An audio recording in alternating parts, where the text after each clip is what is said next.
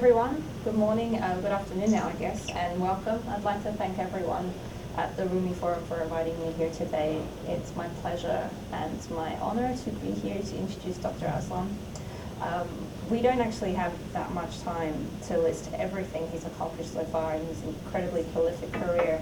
He's an author and a scholar with degrees in religion from universities like Santa Clara, Harvard, and the University of California. He was the Truman Capote Fellow in Fiction at the University of Iowa, and he's also a member of the Council of Foreign Relations. His book, No God But God, The Origins, Evolutions, and Future of Islam, has been translated into 13 languages. He's a commentator on issues ranging from the rights of writers under siege around the world to the possibility of peace between Israel and the Palestinians. Just yesterday, he actually offered a commentary to my news organization, National Public Radio, in which he said, among other things, that, quote unquote, the prospect of a two-state solution is dead and buried. That's something I'm sure we'd all like to hear a bit more about today. Dr. Aslan's latest book and the subject of our discussion is Beyond Fundamentalism, Confronting Religious Extremism in the Age of Globalization. The New Yorker called it a thoughtful analysis and said Dr. Aslan's consideration of groups like Hamas and Hezbollah as legitimate participants in the democratic process compared to groups like Al-Qaeda is an appealing, if unproved, claim. Please join me in welcoming Dr. Aslan. Thank you very much, and thank you, Jamie. It's a great honor to be up here with you. And let me just begin by apologizing, first of all, for not being Tariq Ramadan, and secondly, for the fact that my voice is a little bit shot. So this is about as loud as I can talk, unfortunately, and I hope it's enough for everyone to hear. It's a great honor to be here at the Rumi Forum. I've been looking forward to this talk for quite some time now, and I'm rounding the end of this very long book tour, and it's wonderful to kind of be able to be here in a very intimate setting and talk to you a little bit about some of the issues that the book Beyond Fundamentalism deals with. I want to begin by sort of stating what is sometimes seen as a startling statistic, and that is that at the dawn of the 20th century, approximately 1/2 of the world's population identified itself with one of the 5 great religious traditions: Judaism, Christianity, Islam, Hinduism, Buddhism. 100 years of scientific progress, of secularism, of technological advancement, and that number now stands at 2/3. We are becoming more religious as a society, not less religious. And the predictions about the impending death of God that started so many college coffee shop conversations have proven, for better or worse, to be false. So the question is, first of all, why? Why is it that religious identities seem to be on the rise across the world, including here in the United States? And secondly, what to do about it? What kind of challenges and problems does that bring up, and how can we deal with them? First, the question of why. There's a lot of theories for this. Entire books have been written about the causes of this surge of religious identities, and I'm sure that there are people who can speak about this much better than I can. But I do think that there are 2 fundamental elements that we have to keep in mind when talking about the rise of religious identities. The first of them has to do very simply with the fact that secularism, and certainly national secularism, secular nationalism, this sort of founding principle of the 20th century, that if we could just all strip away our religious and ethnic identifications and come together as a collective based around secular principles, based around an agreement of common principles, common interests, then we will finally see the peace and prosperity that humanity has been desiring for so many years. In other words, get rid of religion and peace will reign. Well, how'd that go for everyone, by the way? I mean, really, this is the one kind of fundamental truth that sometimes gets lost in the debates about the causes of religious violence, which is that the past century has seen the most bestial acts of human violence in recorded history. And more importantly, those acts have, for the most part, been carried out in the name of unabashedly secularist ideologies. Fascism, Nazism, socialism, Maoism, Stalinism, even social Darwinism. These theories, these ideologies that have accounted for the deaths of hundreds of millions of people in the 20th century were not just explicitly secularist, but saw as part of their ideological foundation the replacing of religion. These were anti-religious ideologies that, as I say, resulted in the kind of human violence that religions could only dream of. And so the promise of peace and prosperity that was made, if we could just sort of replace religion with secularism, did not actually turn out that way. And so I think as human beings and as societies have begun to become increasingly disaffected with secularism, it's only natural that religion and religious identities would rise to the surface. In other words, as secularism is on the decline, as it is all around the world, religion is rising to the surface, and with a vengeance. I think there's more to it than just that, however. It's not just about the failure of secularism. I think we also have to keep in mind that globalization has had a huge role in the resurgence of religious identities. Think about it this way. However you define globalization, one of its inevitable consequences is that as it's begun to diminish the boundaries, the borders that separate human beings into nation states, then nationality itself, certainly as a form of identity, has also begun to diminish. Again, as I was mentioning, part of the philosophical foundation of the 20th century was this conception of secular nationalism, and this belief that human beings should make their primary marker of identity their national identity. So, it's okay to maintain, some identification with your ethnicity and with your religion and with your culture, but first and foremost, you should define yourself according to your national identity. You are first and foremost American. You are first and foremost Turkish. You're first and foremost Egyptian. And then you're Muslim or Christian or Hindu or whatever. Well, as our national identities have been assaulted by globalization, as they have begun to deteriorate as a result of precisely this sort of diminishing of the borders and the boundaries that separate us into nation states, it's only natural, once again, that more primal forms of identity, like ethnicity, but especially religion, has once again risen to the top and become the primary marker of human identities in all parts of the world, again, including here in the United States, and we can talk a little bit more about that in the question and answer session. Whatever the reasons for it, what we've been finding is that people all across the globe are beginning to identify themselves in greater numbers and with more force by their religious or, in some cases, even ethnic makeup. What are the challenges that this poses? Well, I think those challenges are twofold, and this is sort of where I get into the nuts and bolts of what I talk about in the book when talking about the difference between nationalist groups and trans-nationalist groups, or to put it in more technical terms, the difference between Islamism and jihadism. Islamism, as most of you know, is a political philosophy.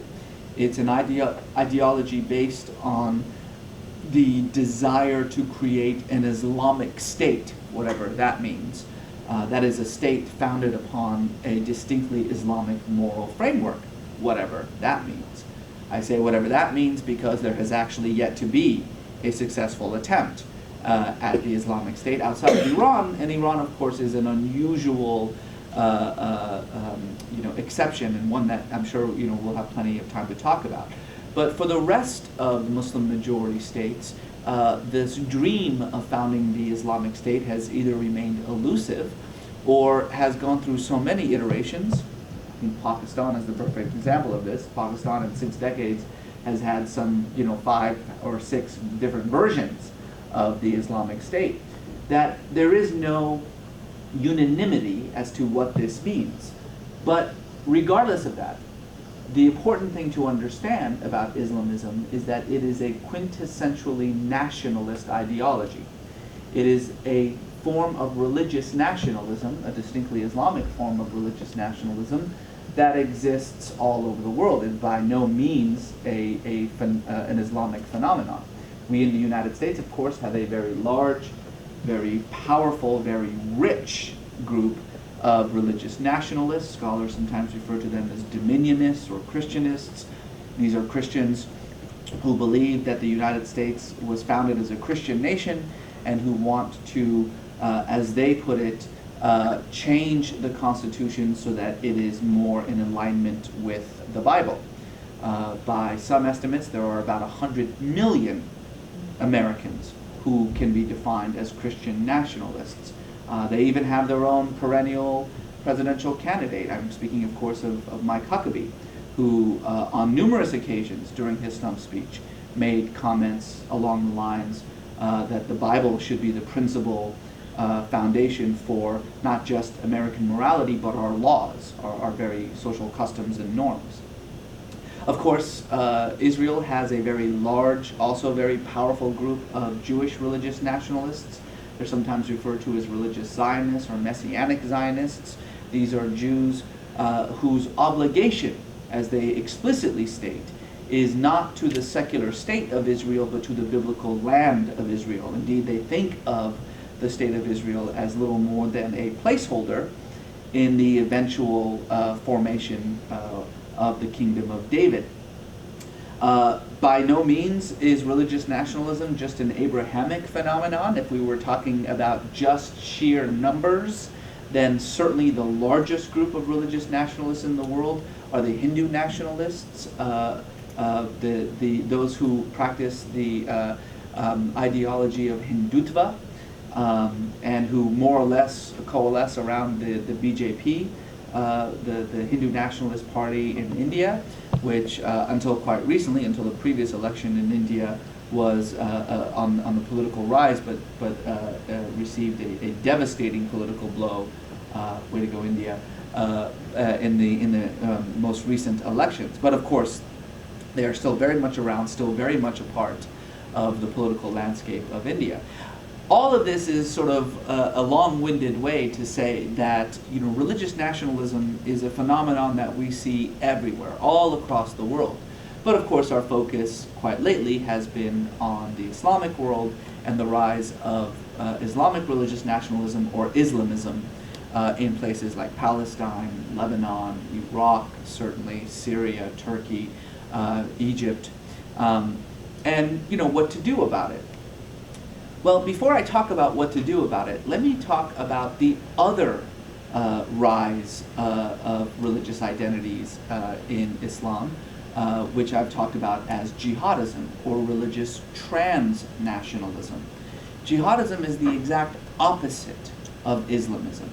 Islamism is a distinctly nationalist ideology, right? So no matter what you think about a group like Hezbollah, whether you think of them as a political party or a terrorist organization, the fundamental fact is that Hezbollah has no ideology, no agenda, no strategy beyond the borders of Lebanon. However you think about Hamas, whether you think of it as a social organization or a terrorist organization, the fact is that Hamas has absolutely no ideology, no agenda beyond the borders of what they consider to be historic Palestine. They are distinctly nationalist organizations. Jihadist groups, the most obvious of them being Al-Qaeda, though Al-Qaeda is just one of many, perhaps the most famous and most militant, but nevertheless just one of many jihadist organizations around the world, are not just not nationalistic. In other words, not only are they transnationalist, they are anti-nationalist. Jihadists believe that the very concept of the nation state is anathema to Islam. Their ultimate goal is to get rid of all nation states, Jewish, Christian, Muslim, Hindu, it doesn't really matter to them. They think that nationality itself is a sin. So what they would ultimately like is to get rid of all borders, all boundaries, to reconstitute the world as a single global order under their control, of course. In this regard, to think of a group like Al-Qaeda and a group like Hamas as one and the same, as the previous administration did so often, is to just fundamentally be confused about the very landscape of political Islam.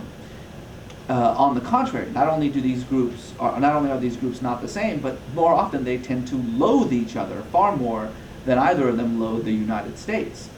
This is that undifferentiated enemy problem that the war on terror, as defined by the Bush administration, created and made so difficult for us to actually deal with religious extremism in Muslim-majority states. So, what do we do about these two phenomena that are very much a part of the larger phenomenon of the rise of religious identities around the world? Well, as I say in the book, I think that what we have to understand is that one of these groups we can deal with and one of them we can't. Groups like Hamas, Hezbollah, the Muslim Brotherhood, these so-called Islamist groups, want something concrete. They want something measurable, something achievable. And even if what they want goes completely against American foreign policy interests, even if what they want is inconceivable as far as we're concerned, the very fact that they want something opens up the possibility of negotiation, of dialogue.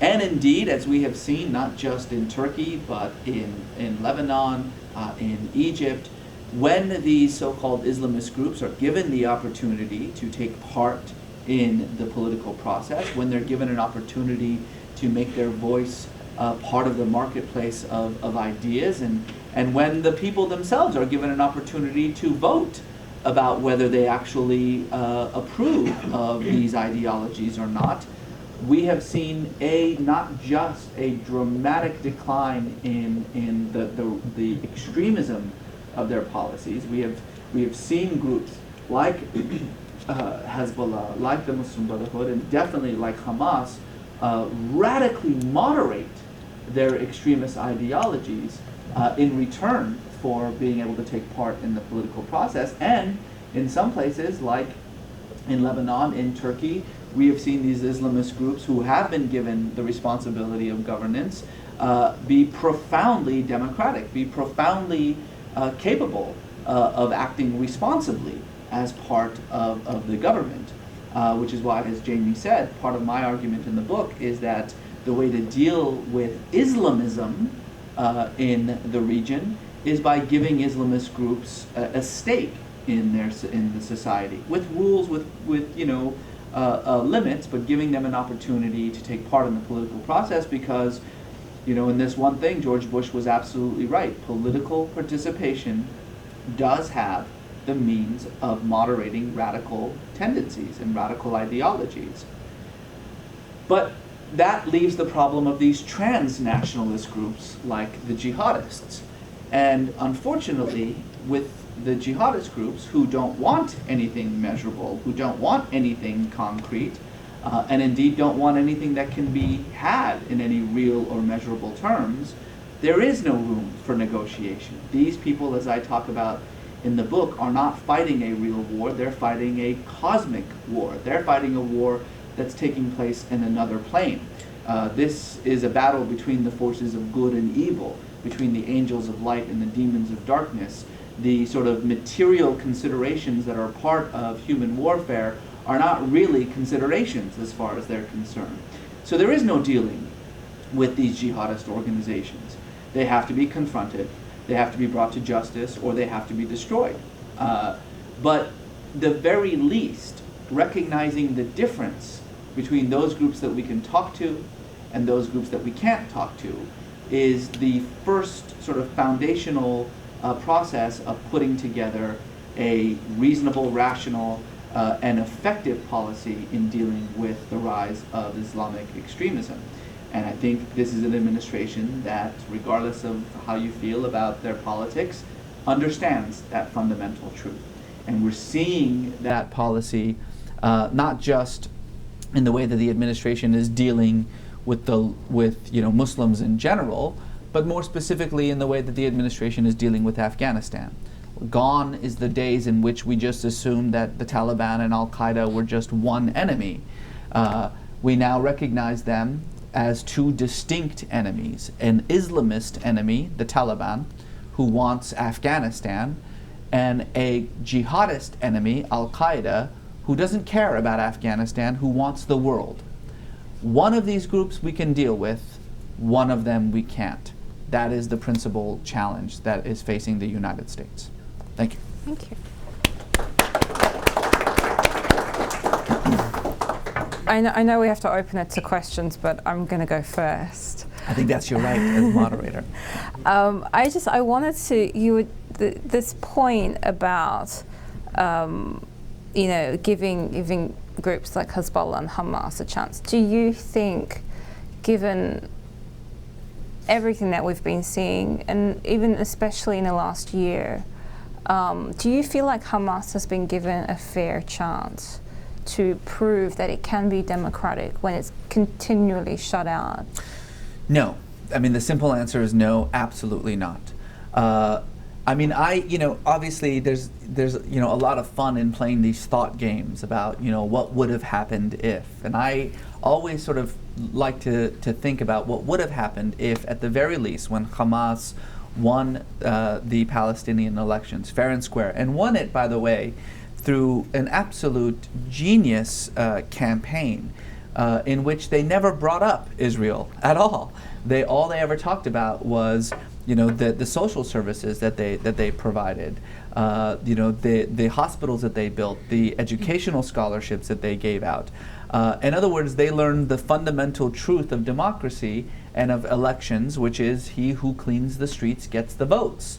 And they cleaned the streets and they got the votes. And unfortunately, despite the promises made by the international community that we would abide by whatever the election outcome was, we violated that promise. And the result, I think, we've all seen. The split between Gaza and the West Bank, the cutting off of the Palestinians in Gaza, who at this point are 1.5 million people living in a prison, really, the most densely packed region on the face of the planet, with very little resources and almost no, perceptible human rights at all. Now, let's think about how we could have handled that differently. And at the very least, what would have happened had we given Hamas an opportunity to fail, which they very likely would have as a political group. They're not built for that. They're built for opposition. They're built, to be a militant force. They're not built for governance, which is why, despite what we were hearing in the West, they were so nervous about having won that election, and almost immediately, Ismail Haniyeh had reached out to Fatah in order to form a coalition government, because they had no idea what they were doing. And by all accounts, it was the United States, actually, the Bush administration, that put an end to those discussions and actually encouraged ultimately the civil war and the breakup of the Palestinian territories that we're seeing today. Look, you don't have to look far to wonder whether political participation and governance can give a militant group like Hamas the opportunity to transform itself. Because there is another party in the Middle East that also was considered for most of its life a terrorist organization.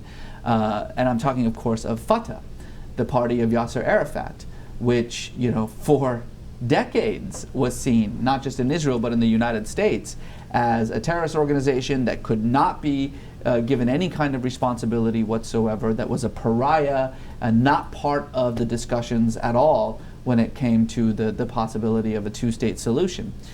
What happened? Well, they were given an opportunity to be part of the solution. They were given an opportunity to actually take responsibility for the governance of the Palestinian territories. And today, the organization that a decade ago was a terrorist organization is the best hope for peace in Palestine. The party that was declared by the U.S. and by Israel as a terrorist organization is now having tea with the Prime Minister of Israel and having official state dinners at the White House.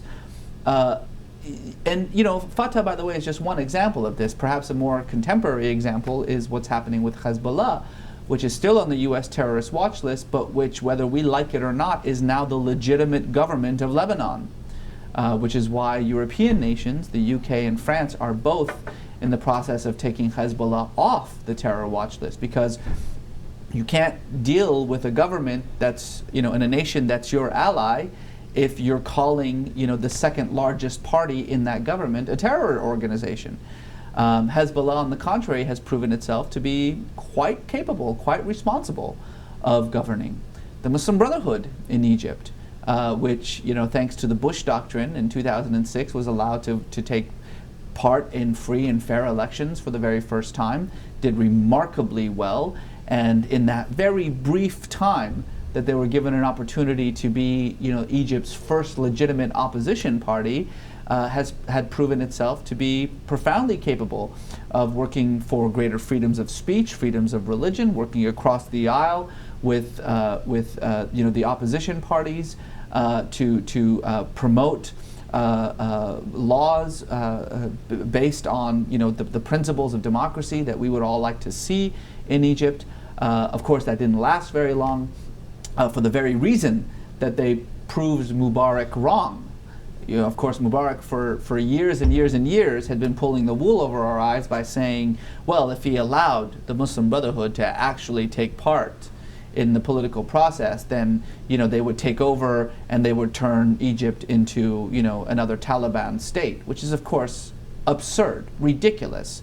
The UN refers to this as the legitimacy of blackmail, but which has worked for years and years and years in allowing the autocratic regime in Egypt to just continue its anti-democratic policies. Part of the reason why the crackdown by Mubarak on the Muslim Brotherhood over the last few years has been so intense, in which he is actually arresting democratically elected members of the parliament and throwing them into prison, is because the Muslim Brotherhood proved him wrong, because they proved themselves to be perfectly responsible in the role of government. That has scared Mubarak in a way that he wasn't really worried about them when they were just kind of an outlawed group. So this isn't just a theoretical framework that I'm presenting here. It's a theory that has been borne out successfully over and over and over again. And frankly, I haven't even brought up Turkey yet. We'll start with questions, and please say who you are and where you're from. And thank you. My name is Ziad Al-Haddad, the former director of operations at the World Bank. Reza, as expected, what you've just said, and I look forward to reading your book. This is a tribute to your depth of your analysis and what we expect from you, and perhaps even more in the future. But I have a question, a rather fundamental question, not to coin a phrase. You talk about the Al-Qaeda, you talk about the Taliban, and you've drawn a distinction, nationalists, another aim, and Al-Qaeda who are driven by the jihadist philosophy and so forth. Of course, we know the lines are a little blurred there. I would contend that there is another subgroup, the main recruiting ground of those who lacked for decades, perhaps even more, the basic social services, recognition. I'm talking about the poor, the underprivileged, who are a constant recruiting ground for these services. My question to you is that we see of this two-pronged strategy on one side, the coercive side, and the other side it's the provide the services. Is it the latter aspect, providing the services to these groups, Is it a workable solution, or is this something which is stopgap? Is there too much water which is flowed under the bridge? Where do you see the future of particularly that particular area, given the existence of this third subgroup? Thank you. That's a very good, very important question that I don't think is brought up enough.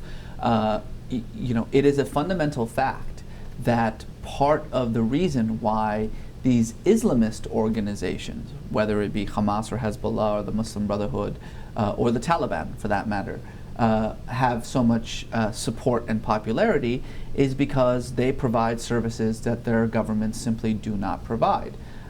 Let's be absolutely frank here.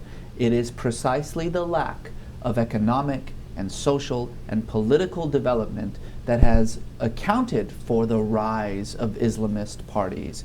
And it is this sort of lack of any kind of economic and social development that is directly responsible for these Islamist forms of violence. Now, keep in mind, I keep saying this because I do want to make a distinction between the kind of people who are attracted to an Islamist group and the kind of people who are attracted to a jihadist group. It's absolutely true that Islamist groups, who after all are driven by local grievances, who have local concerns, who have nationalist ambitions, are going to be very appealing to people within their own borders who feel left behind by society, whose dignity, whose identity is being repressed, who have no hope of economic or social development, and who feel politically disenfranchised, who feel economically marginalized. And when you look at a group, an Islamist group that seems to be fighting on your behalf for those immediate material needs that you don't have, that is a very appealing thing. And so, why is it that, a Palestinian is willing to strap a bomb to his body and go after Israelis? It's for local concerns. It's precisely that sense of deprivation that motivates people to join Islamist groups, to support Islamist groups, and even to support Islamist violence. Not so when it comes to jihadism. One of the things that has left so many Americans scratching their heads is why is it that these people who join Al-Qaeda are all middle class and well educated, and they have PhDs, they're doctors, they're engineers, they're lawyers, they're people who've spent enormous amount of time in Europe and in the United States. Some of them are distinctly European. The 7/7 bombers who had South Asian backgrounds were British. They weren't born in Pakistan. They were born in the UK. Why is that? Well, it's a very simple reason, because jihadism as a global phenomenon, one whose utopian ideology involves, as I say, recreating the world, refashioning the globe as a single world order, is an ideology that makes no sense to poor people, to disenfranchised people. The simplest way that I can put it is that if you're a Palestinian living atop a garbage heap that used to be your house in Gaza, what do you care about the world? You couldn't care less about refashioning the globe in some utopian order. What you care about is Gaza. What you care about is Palestine, your family, your community. The kind of mindset that it would take to find these kinds of utopian globalist ideals appealing requires a certain level of education, requires a certain sort of worldview, which is why the kind of people who are drawn to jihadism and indeed to jihadist violence tend to be well-educated people. They tend to be the same kind of people who in any other circumstance would join an anti-globalization movement or an environmentalist movement or a civil rights movement. What they are looking for is profound and immediate global transformation. Well, again, you can only imagine, it doesn't take a lot of imagination, but you can imagine what kind of person would be attracted to that kind of ideology. The exact opposite of the kind of person who would be attracted to Islamism. So, while I absolutely believe and preach constantly that the key to dealing with Islamic violence, or Islamist violence, excuse me, the key to dealing with Islamist violence is not just political participation and a stake in the society themselves, but precisely the kind of socioeconomic development that is so important to these undeveloped parts of the world. That is not how we deal with jihadism. No amount of social development or economic development is going to make bin Laden go away. He's not interested in any kind of material concerns. Indeed, he uses the lack of social or economic development in places like Palestine and Lebanon as a rallying cry, Right. as a way to draw people to him who may share those similar grievances but who have absolutely nothing in common with Al-Qaeda's ideology. So I suppose, to contradict what I just said, social development, economic development would actually blunt the popularity of these jihadist groups because it would make them less relevant, but it wouldn't make them go away. And I think that's the important thing. On that note, I think President Obama is doing exactly the right thing these couple of days. The entrepreneurship summit that he has called, in which he has brought business leaders and entrepreneurs from Muslim majority states around the world to, at the very least, just kind of give them a little shot in the arm and say, look, this is what we're going to be doing from here on out. We're going to work with you people who are already on the ground and give you whatever tools you need to empower you to lift people in your countries out of poverty, to give them jobs, to give them an opportunity to be stakeholders in society. That, I think, is the best way to deal with the problem of religious nationalism. And indirectly, as I say, it would deal with religious transnationalist groups as well. So, Thank you. just a question over here in the front.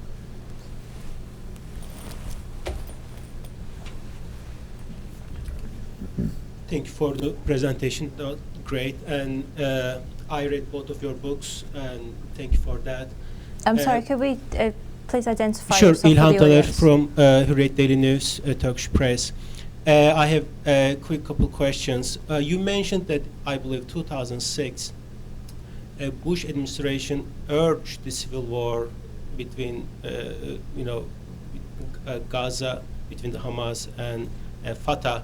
Could you please elaborate on that? And second one is your statement that I just heard, two-state solution is that. Please, would you elaborate on that? And the last question is, Robert Wright has this book, Evolution of God, and he actually predicts that with the globalization, it's not hard to think, not far to think that these three big religions might become as a worldwide religion sometime in the future because the people getting closer and. Well, let me address Robert's thesis first, because I really admire him. We're friends. I think he's a very good writer and journalist. And I think that he's right, that, when I say that people are becoming more religious, I also want to emphasize that religion itself is changing. Religion itself is constantly evolving, as it's always been. And one of the things that we're finding is that as globalization is creating new kinds of communities, new kinds of collective identities, religion itself is becoming even more fractured. It's becoming increasingly individualized, interestingly enough. To put it in the crudest way possible, the world's religions are all slowly becoming Protestant. This sort of lack of institutional structure, this sort of almost militant form of religious individualism, where you don't need an intermediary anymore. It's about me and how I see my scripture. These new communities forming beyond borders, beyond boundaries, primarily as a result of these new communication technologies, for instance, like the internet. Now, I think that Robert is being a little bit sort of utopian in thinking that sometime down the road, all these religions will eventually become a super religion, one sort of big religion, and particularly, the three Abrahamic religions. Inshallah, okay? That's all I can say to that. But I think what we're seeing is the exact opposite. Religions are becoming more fractured, more individualized, instead of more unified and more cohesive. As to the first issue, we have to remember that on the eve of the elections, the U.S. government, which had poured tens of millions of dollars into Fatah's political campaign in order to help Fatah win these elections, to the point where they had actually picked out the color of the background that Abu Mazen was going to give his victory speech in front of, was completely taken by surprise by the victory of Hamas, which to this day I don't understand how you could possibly have been surprised by that. I mean, you're giving the Palestinians for the first time ever an opportunity to choose their own leaders, and you're giving them two choices: the status quo, the people who, despite hundreds of millions of dollars in foreign aid, had done absolutely nothing to create, a better Palestinian environment, except for enrich themselves. But what does that say about Washington? Yeah. That they were completely blown away by this result. It says that they must be so myopic to think that, when given the choice between Fatah and anyone else, and in the case of Palestine, anyone else is Hamas, the myopia that is involved in thinking that, well, obviously they'll choose Fatah because, we're going to send American campaign advisors, which we did, to help Fatah run an effective campaign. And, it's going to be sort of a big American show. I don't get it. I mean, it's just the narrow-mindedness of that view is just shocking to me. It says everything you need to know, really, about how the previous administration understood the Middle East. Yeah. What happened, of course, afterwards is that, as I mentioned, in the process of the very beginnings of this reconciliation talk, when the United States and Israel and the European Union decided that they would not allow Hamas to actually govern because their charter refuses to acknowledge a two-state solution. The argument was, and it's not just about violence, because Hamas had renounced violence. Since Hamas has been in power in Gaza, not a single Hamas, since the war in 2008, not a single Hamas rocket has actually fired into Israel. The rockets that were fired from an unrelated organization. Hamas has actually done a pretty good job as far as maintaining security. And indeed, that's proven by the fact that the Israeli government is actually working with Hamas in the background quietly to maintain security in Gaza. But the larger issue is that we wouldn't allow Hamas to actually govern because their founding charter refused to acknowledge the existence of an Israeli state and the possibility of a two-state solution, which of course violates not just Oslo and Y and Camp David, but the Quartet, all the founding peace process.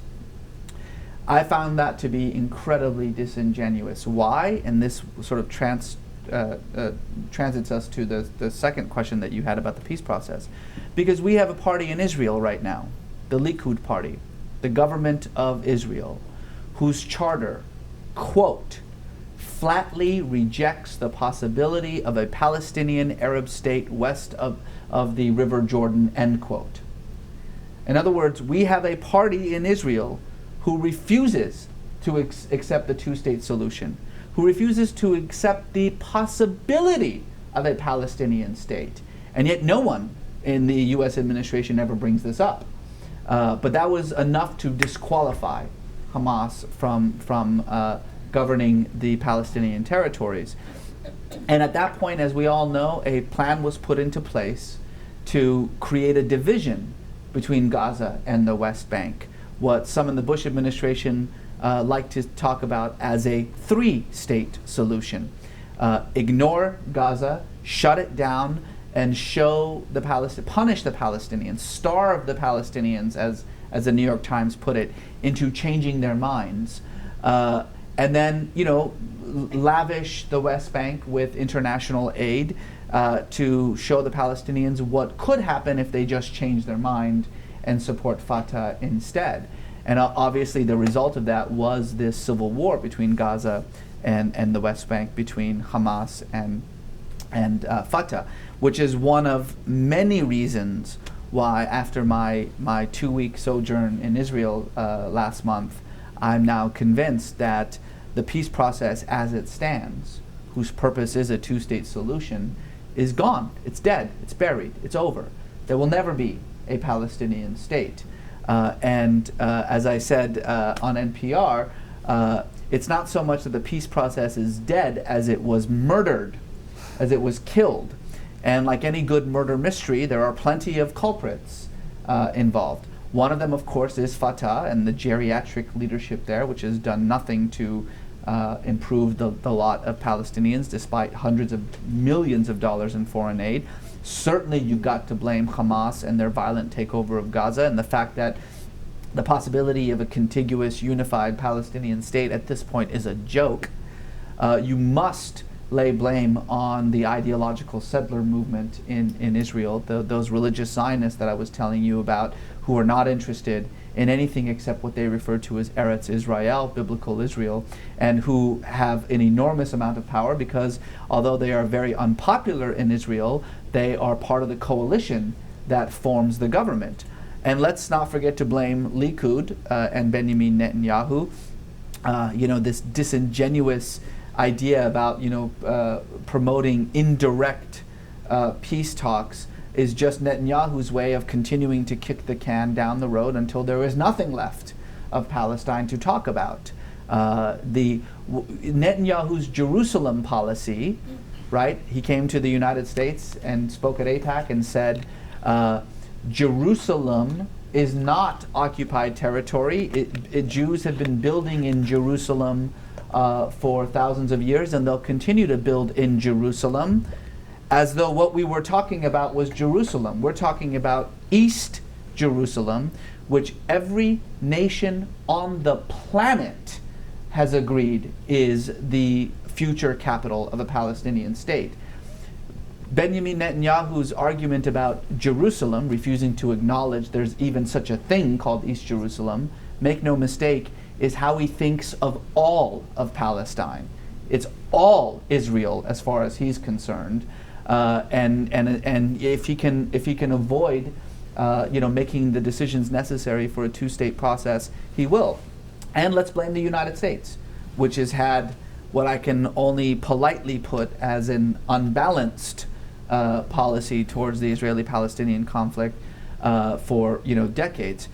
All of this is to say that we are approaching a period very soon, as every demographer will tell you, in which Palestinians are going to outnumber Israelis, in which there will be more Palestinian Arabs than Israeli Jews from the River Jordan to the Mediterranean Sea, which means that the whole concept of a Jewish majority state will cease to exist, which means that Israel is going to have to make a very serious decision quite soon, which is either pour all of its efforts into building a stable, economically viable Palestinian state, or cease to exist. Those are its two choices. Because if there isn't a Palestine in the next 2 years, there will not be an Israel in the next 20, 30 years. And this is what I have been advocating since I've returned. It's not a new concept. A lot of people have been talking about it. It's still a very fringe idea, though it is gaining popularity, not just in Israel-Palestine, but outside as well, which is that both sides come to the realization that the inevitable one-state solution is where we're all moving towards anyway, a binational state in which Israelis and Palestinians share a single territory, in which there's a power-sharing agreement that nonetheless, with institutions meant to preserve semi-autonomy and the peculiar religious and cultural distinctions of the two peoples, but we're already in a position in which we have two people living in one state. Make no mistake, there is, we're not talking, when we talk about the difference between Israel and Palestine, sometimes we act as though we're talking about the difference between, France and Spain. We're not. Even if we were to say, let's say tomorrow there was a two-state solution, Israel, Palestine living side by side, we're still not talking about the difference between, France and Spain or France and Germany. We're talking at most about the difference between Ontario and Quebec. That's what we're talking about. This is, two peoples who share a single currency, a single market, a single economic and political ecosystem. Yes, it's dominated by Israel. They share single resources. Yes, it's dominated by Israel. But it's nevertheless, one land being shared by two peoples already.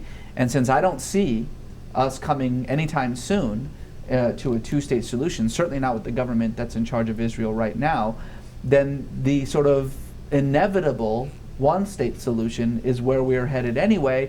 My argument is let's start planning for it now, because it's going to happen whether we like it or not. Yes. I work for the IMF, and I'm also a big fan, much like Ilhan. It's an absolute treat. Thank you for coming here.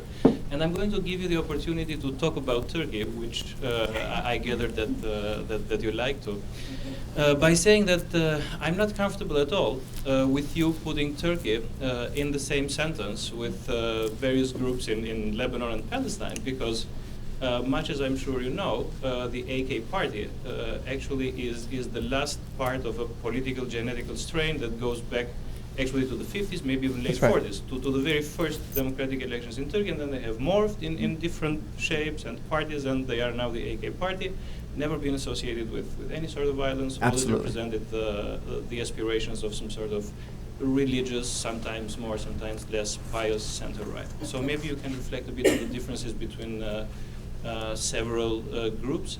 And the second question is, you talk about these two groups understandably defined in antagonistic terms with the West and the United States, so the jihadists and the Islamists. Could you please reflect a bit on maybe a third category, which is Muslim networks in the West and in the United States, which are actually market-friendly, technology-friendly, West-friendly, and what do you think of the capacity of these Western Muslim networks to affect the terms of the discourse between the West and Islam, and maybe within Islam itself? Thank you. Thank you very much. Very good questions, and thank you for giving me a chance to talk about Turkey, because I could talk about Turkey all day long. I think that Turkey is the future of the Middle East, and indeed the future of the Muslim world, if such a thing can be said to exist. You're absolutely right. I mean, the comparison that I was making between AK and, say, Hezbollah or the Muslim Brotherhood was not a comparison insofar as strategy or tactic. It was a comparison insofar as these are all groups that were outlawed by society, outlawed by the ruling governments because of their ideologies. And then when that restriction was slowly and gradually removed, and they were given an opportunity to actually take part in the political process, to make their views, their agendas, their ideology part of the marketplace of ideas, two things happened. One, they were forced to moderate their ideology in order to deal with the realities of governance. I mean, the fact is that when you're in charge of keeping the lights on, when you're in charge of making sure your civil servants get their checks on time, you don't have a lot of time for ideological rigidity. And if you do, guess what happens the next time elections roll around? This always takes me to that sort of one argument that people make about how, the problem with Bush's democracy doctrine was that an election does not a democracy make. Yes, absolutely true. An election does not a democracy make. 2 elections back to back is a pretty good start, though. 3 is even better. The problem with Bush's democracy project is that after the first election, it was over. So in the case of the AK Party, of course, given the opportunity to become part of the political process, they did moderate their ideology. That's the first thing that happens. The second thing that happens is that society suddenly realizes that actually, they're not about to destroy the Constitution and, force Islamic law upon everyone. And so they become even more popular. So they change and the society itself changes. In the case of Turkey, what we have here is sort of the example that puts the lie to this argument, this legitimacy of blackmail that I was referring to earlier. This notion that if we allow these groups to have some kind of power, well then they, by definition, will do away with all our democratic rights. I don't really care what your view of the AK Party is, but here is an undeniable fact. Under the, almost decade, the near decade that they have been in power, Turkey has become a more democratic country than it has ever been since its founding 80 years ago. This is a party that has given greater freedoms and rights to the religious minorities in Turkey, to the ethnic minorities in Turkey. It's brought the country closer to Europe. It's brought the country closer to the United States. It's brought the country closer to Israel. Now, a lot of people say, well, wait a second, there's all this animosity between the two. The animosity is because Turkey is now an equal partner in that relationship. Which is always going to create a little bit of animosity. But as far as trade relations go, as far as diplomatic relations go, they've been closer under this party with Israel than any previous party. This is a party that has whose relations are just as good with Iran as they are with America. They're just as good with Hamas as they are with Israel. This is a party that has provided until this last year, it's not really their fault, 7 consecutive record economic growth years in Turkey. So we now have a situation in this strange country, Turkey, in which it turns out that the secularists are, the ones promoting violence, and the Islamists are the Democrats. And why is that? I think it's precisely because of this reason that, given within, limits and regulations, an opportunity to be part of the process, this is a party that has proven itself more than capable of responsible governance. Indeed, in my opinion, they've proven themselves to be the most democratic party that country has ever seen in its history. And I think that that's a vibrant example for the rest of the Muslim majority states. People ask me all the time, we're out of time, so we're not going to be able to get too far into this conversation about Iran. People ask me all the time, what do you see for Iran in the future? What do I see for Iran in the future? Turkey. That's what I see for Iran in the future. In fact, in a very strange way, Turkey and Iran are moving sort of towards each other, but from opposite ends, right? They are both struggling with this fundamental problem of how to reconcile Islamic morality with the realities, the necessities of a modern constitutional democratic state. They started on different ends, both ideologized societies.